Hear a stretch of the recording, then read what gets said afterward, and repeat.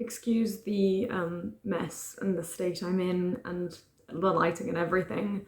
I just really want to make this video, and every day that goes by I feel more of a need to make it.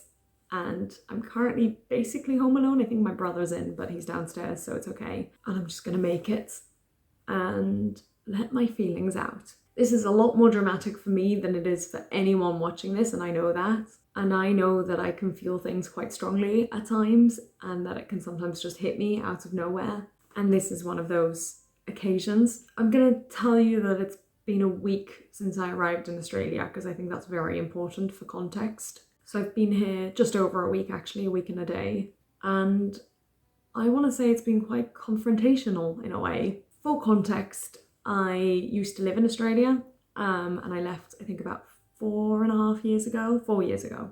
I left, and then about 3 years ago, in March 2020, I came back because COVID happened and my mum was like, I want you home. And that was the best decision I've ever made, because I was here for a few months sort of while everything kicked off and everything was shut anyway, and I was just with my family rather than being all by myself. So that was amazing. That was really incredible. But obviously that was COVID. So I came here and I barely left the house. It was very much me in my room, maybe walking around the block, but that was about it. And I didn't mind that because I'm not a very social person. Again, also if you're new, I am very introverted. So even though I was here and I was with my family, which was incredible, I didn't really experience being in Australia. I didn't feel like I was properly back. And that was the last time I was here. So this is my first time properly being back and really experiencing Australia and seeing things and going out and meeting people.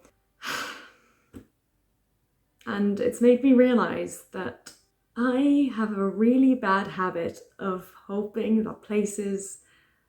Oh, I'm not gonna cry, come on. Hoping that places stay frozen in time.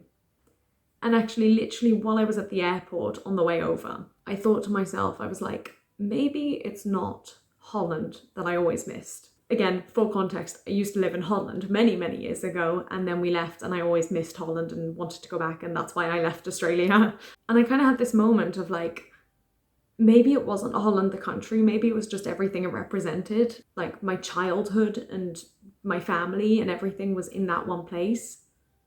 And then that was all kind of stripped away when I went to Australia. And so maybe that's why I missed Holland so much, because actually I missed being a child. And in the airport, I was kind of thinking like, oh, maybe that's the same thing that's happened here with Australia. Like, all of a sudden, I'm really desperate to go back, not because I miss Australia, but because I want to go back to my family as it was when I was in school. And realistically, I need to be aware that that's not the case. My siblings have got older, they're off doing their own things a lot of the time. Like, we used to eat meals, almost every meal together. And now it's very rare that we're all home together. And I was kind of like bracing myself for that. I kind of had to tell myself like, no, it's not going to be what I expect or what I want.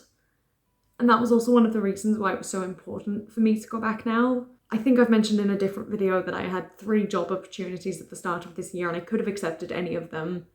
And I turned all 3 down because I wanted to be here.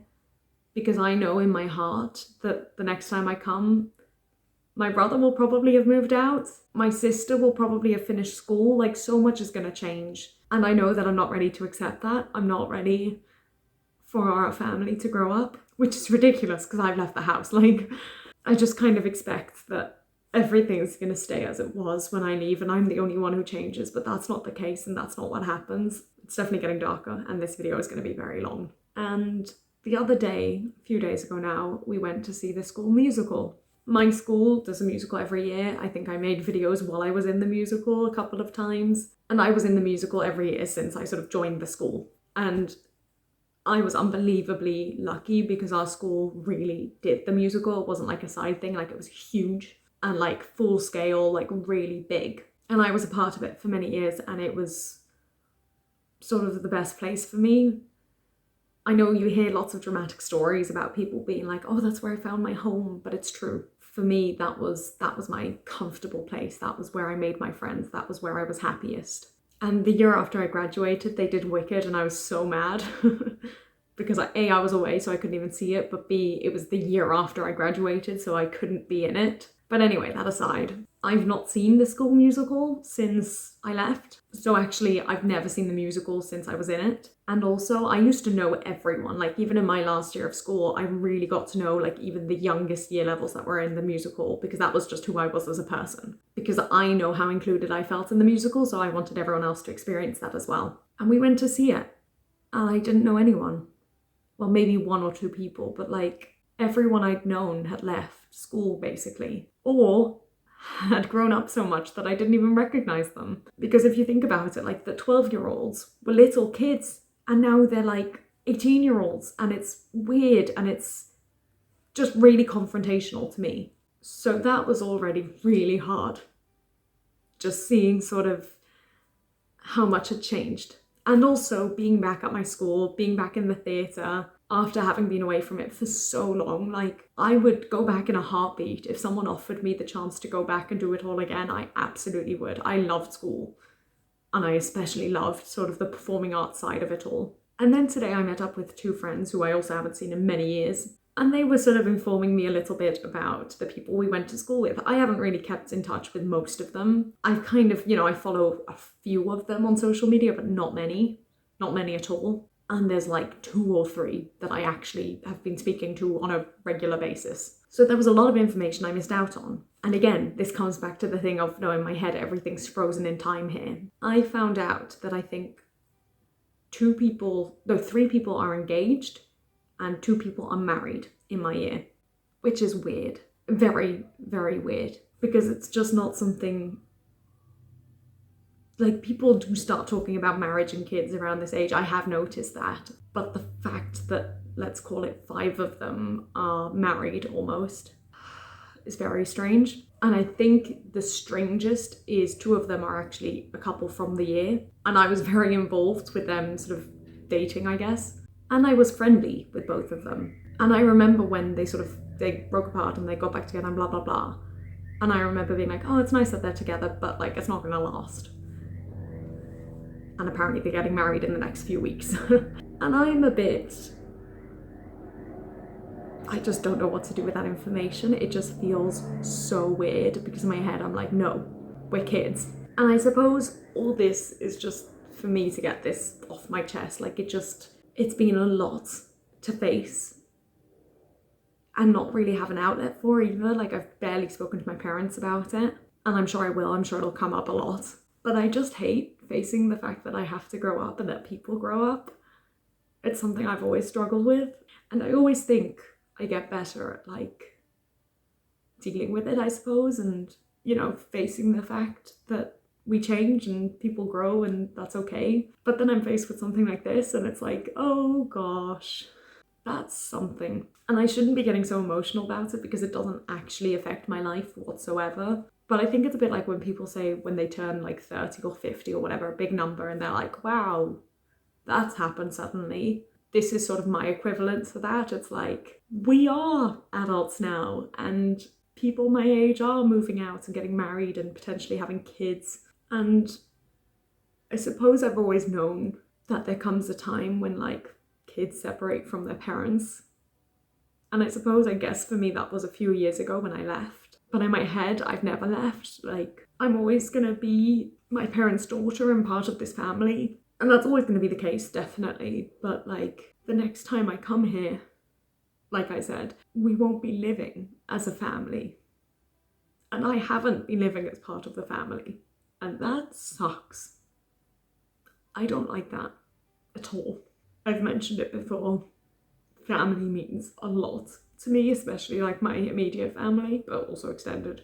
And I don't regret anything I've done in the last few years. I don't regret leaving or anything like that. But equally, I'm like, oh, I wish I hadn't been away from my family whilst it was still a family. Will still always be a family, but it's different. It's going to be different. And being here, I'm really feeling it. And I don't like it. I don't like growing up. I've definitely mentioned that before on my channel, but you think maybe as you grow up it'll get better, and it doesn't, and it should, because I'm gonna keep growing up, I hope, but I'm not gonna get any younger, and I'm not gonna be able to go back in time, and I'm not gonna live that family lifestyle again. But you know what? It makes me so grateful that I'm here now, because even though I thought about it when I was sort of turning down the jobs, I don't think I quite thought about it and how much it would affect me. So I'm glad. I'm glad I'm here. I'm grateful I'm here. It's just a lot. I don't really have anything else to say. I just needed to get all that off my chest, and I'm sure there is more in my head and in my heart, but I've spoken to a friend, I spoke a little bit to my father, and I'm now speaking to you, and I'm sure I'll talk to my parents again a bit later. And I think it will get easier now. I think I've done the worst of it, which is a terrible thing to say because none of it is bad.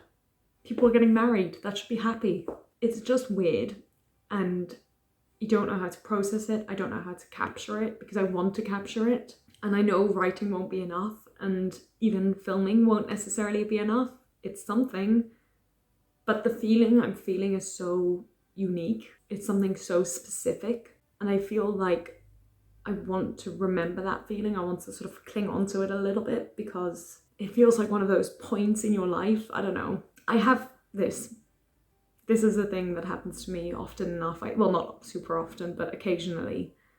And I think it's linked to, anxiety, which is not surprising. But it's such a strange feeling, and it's so rare.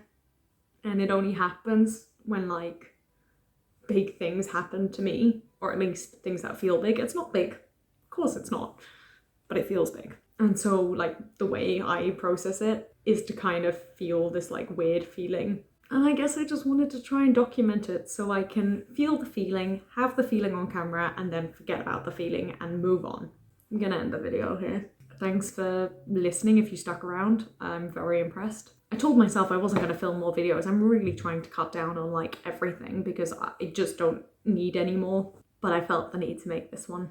I actually think that's also one of the reasons why I make YouTube videos anyway. I've mentioned this before as well, but like not just to capture how I'm feeling, but also to capture like me growing up. So at least I have like visual evidence of things I was doing and what I looked like and how I was feeling and what I was up to, basically. Enough rambling. 20 minutes later. Time to go. Thanks, team.